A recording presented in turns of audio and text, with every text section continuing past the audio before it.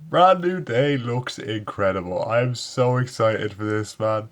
And we're getting some really cool cameos that will lead into some great stuff. We might get some great character work for Bruce Banner. We get the Punisher finally. We get the Scorpion is probably like maybe the primary villain. Probably not. The primary villain is probably going to be Man Spider Peter against like Bruce Banner. But like still as like an antagonist for when Peter, metamorphosizes into the big strong Spider-Man he's going to be in the middle movie for the trilogy. Like, oh, it's such a great way to set this up.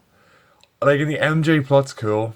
MJ doesn't know him and it's going to be a whole thing for him. But I also think it's going to be really cool to set it up because you're going to have things like in the original trilogy where he has, like, cute neighbor interactions with people or different things he can have. You can bring in, like, he might go on dates with certain people. Like, he might get a Betty, might even get a Gwen, but I want to talk more about Gwen Stacy in a separate video because man, am I excited for that potential option to happen in the next movie or this movie or something.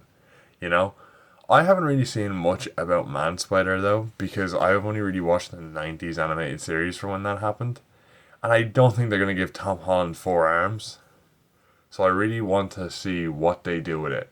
It'd be really cool if it's super grotesque because it kind of has to be big if the Hulk is gonna fight it. So I'm really interested to see where they go with that. And the general visual effects look really cool. I like the organic webbing and how it's probably going to play into, Toby Maguire glaze with it being like, I'm so much stronger now, right? Because he's going from a Tom Holland level Spider-Man to like a Tom, uh, fucking Toby Maguire. Like, because Toby Maguire was so much stronger in his movies, and then obviously he had a certain level of strength to him in No Way Home that the others didn't because he had organic webs and he had more strength.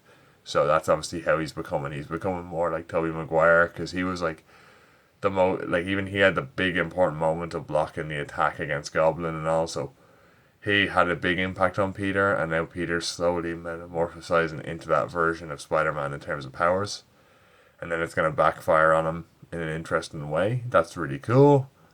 I do hope it's freaky though. I really do. I know it's gonna be focused on kids and all, being palatable to kids, but I really hope the Man Spider design is freaky. It'd be so cool to see like a really messed up Peter Parker. Oh, I can't wait. I am so excited.